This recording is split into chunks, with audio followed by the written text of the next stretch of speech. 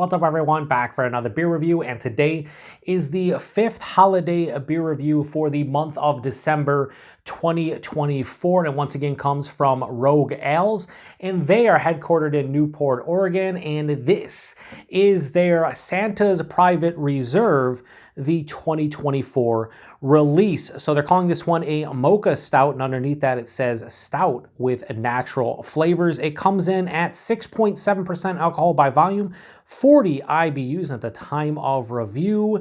And this can is just over 2.5 months old. So earlier this year, back in January, I think it was like early to mid-January, I reviewed the 2023 release of this one, and it was actually a toffee and chocolate stout. Now, I omitted that from the holiday beers that I reviewed in December of last year, and I had it left over, and I was like, you know what, I'm still gonna review it, and I did.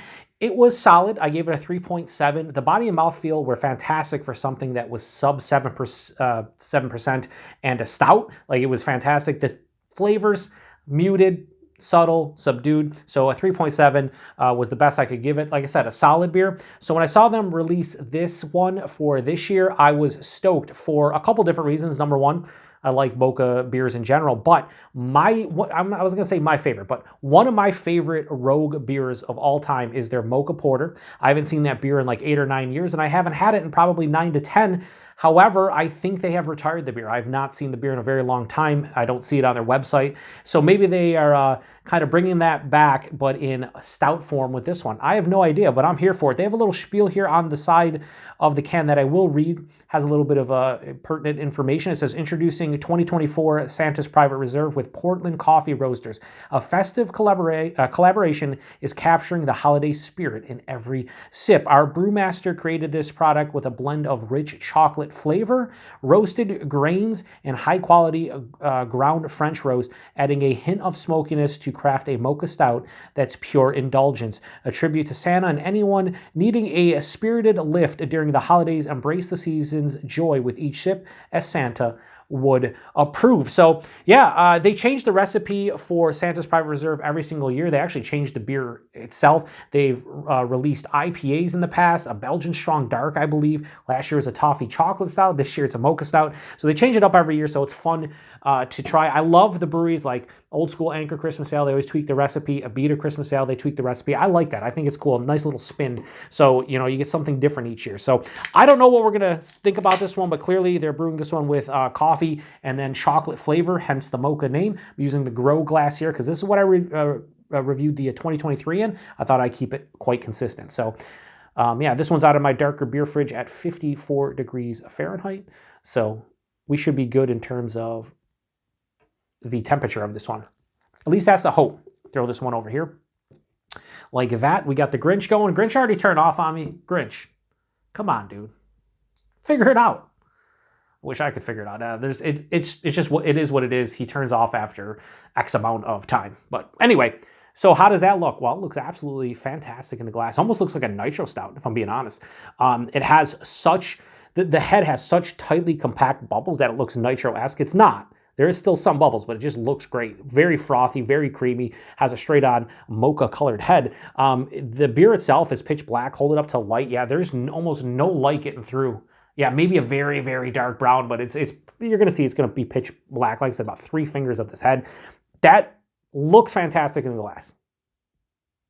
It really does. This looks like a fantastic beer in the glass. So let's get a nose.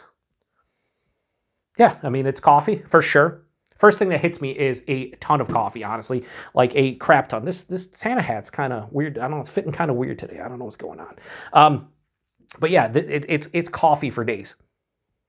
Yeah, it's like a medium roasted kind of like, they say French roast, right? Sure. I'm not a coffee connoisseur. I couldn't tell you. But it has a little bit more oomph and vibrancy from the coffee. It's kind of like if I drink coffee and I get a medium roasted coffee, this is kind of what I expect in the nose. But then there's nice like dark chocolate, and I mentioned this in a review recently, but I bought some 72% dark chocolate bars to see like what brand I would like. Lindt, Ghirardelli, and Better Goods. And they're all good in their own right, and they're all different. And this kind of smells, honestly, like the Better Goods one. The Better Goods one had this like weird kind of different characteristic when I would smell it and eat it. And that's what's kind of happening here. Has a little bit of like just a dark, like a very dark chocolate, like a 70-80% cacao bar for sure. Touch of a dark fruit underneath all that. Definitely roasted malts as well. Maybe a hint of vanilla. The coffee is dominating in this one, so if you don't like coffee stouts, like stay away from this one. It says mocha though, so you probably would, but. And now, okay, a little bit of a swirl in the chocolate just came out big time. Now, the chocolate, as I swirled it, is giving me more of like a strain of like Hershey's dark chocolate. Not specifically Hershey's, like the brand itself, but like that sweeter dark chocolate you get with a Hershey's chocolate. Maybe like a 30 or 40% cocoa bar or something like that. Yeah, it smells nice. It's not false advertising. It smells like mocha in my glass. It seems like it's going to be a nice mocha stout. The base is nice, roasted malt, a little bit of dark fruit, coffee, chocolate. Yeah, nice. Let's get into it. Cheers, everybody, and happy holidays.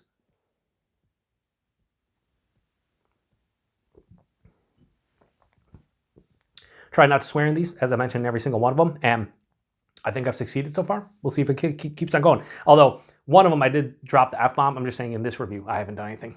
That's actually nice off that first sip. If you're somebody who likes mocha, you like that combination of chocolate and coffee, I'd say try this out. It's kind of like last year's version in terms of the intensity of the flavors, but it's turned up a notch. And the coffee and the chocolate are definitely more noticeable than the toffee and chocolate were last year. Body mouthfeel. One thing I can say about Rogue with this beer and last year's, they've knocked the body and the mouthfeel out of the park. This is not thin. It's 6.7%. It's like higher side of medium. Beautiful. The mouthfeel is, I said this looks like a nitro, right?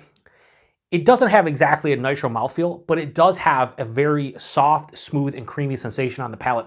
It feels like it's undercarbonated on purpose to produce that creaminess and that softness, and it's a beautiful, absolutely beautiful mouthfeel.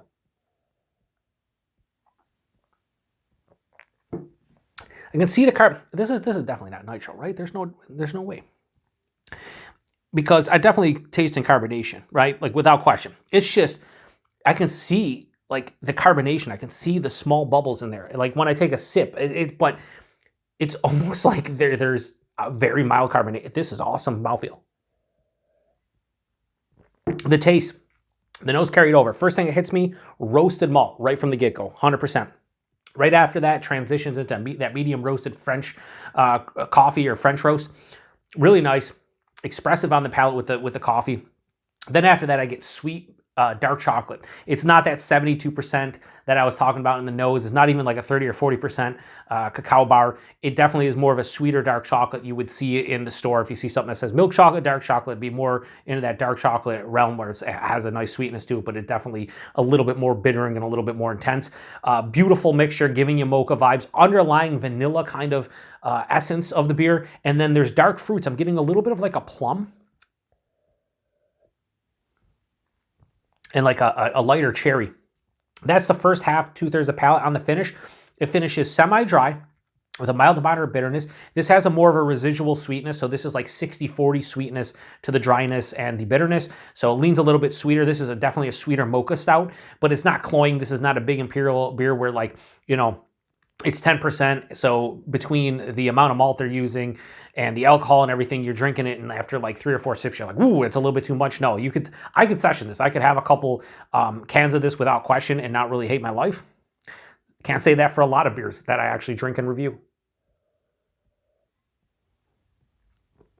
There is like a mild earthy bitterness on the finish. Maybe even a little bit of like a floral sensation from the hops. Very mild hop aroma and flavor as well.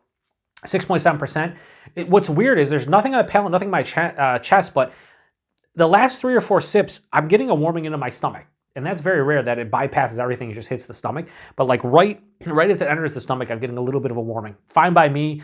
So a warming beer and appropriate for the holiday season, but it's not really astringent or anything. You can't taste it. So 6.7% hides it pretty well. This is a nice beer. This is definitely better than last year's. Again, last year's I gave 3.7 and I thought it was good. I thought it was solid. I thought it was a solid beer. to get to like a good range would be like 3.75 or higher. So it just fell short of that, but this is definitely better. And this does have a little bit of a reminiscence, in my mind anyway, of the Mocha Porter. It's just the body and mouthfeel are definitely better than I remember the Mocha Porter, but the flavors, I think the reason that was like one of the first darker beers I liked after Anchor Porter was the Mocha Porter, and I think it was the combination of the chocolate with the coffee was giving me sweeter like mocha vibes.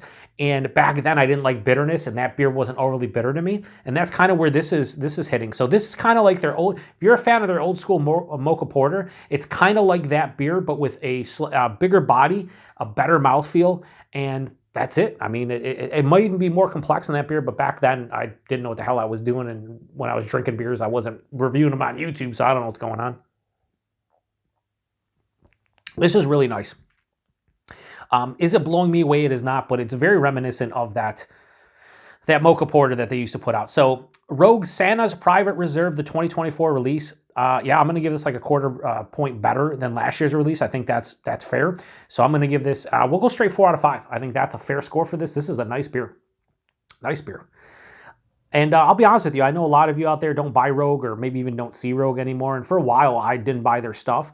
But I've been pleasantly surprised by a lot of their beers over the past couple years that I've drank and reviewed on the channel. Like some of them have surprised me a lot, because a lot of them were older ones that I had before that I didn't care for, or older ones that I enjoyed that they kind of kept up the quality. And a lot of the bigger craft breweries, you don't see doing that as much anymore. So 4 out of 5 for this. I think it's really a nice, well put together, well brewed Mocha Stout that if you like stouts and lower ABV stouts, and I say lower ABV 6.7, let's say non-imperialized stouts. If you like that and you like the mocha flavor, check this one out if you can get your hands on it. Price point availability, I paid $3.99 for that can. I want to say 4 packs are in that $14 to $16 realm, so kind of the going rate for something like this. And then availability, it's Rogue. I have no idea anymore. Here in the Buffalo, New York area, I see them from time to time at different places. We don't get all their seasonals. We don't even see all their year-round beers, but we see drips and drabs. So usually I pick something up if it catches my eye. And I've been, I review them for a lot of the shelfie beer reviews that I did, that I've been doing over the past like 4 or 5 years. I've been picking up stuff for that. But I think this is an old school brewery that a lot of people used to like. There's so many old school breweries that to me now are shelfie breweries where you can find them in grocery stores and every beer store, and you pretty much find them everywhere, that I like better now than probably I did 10 to 12 years ago.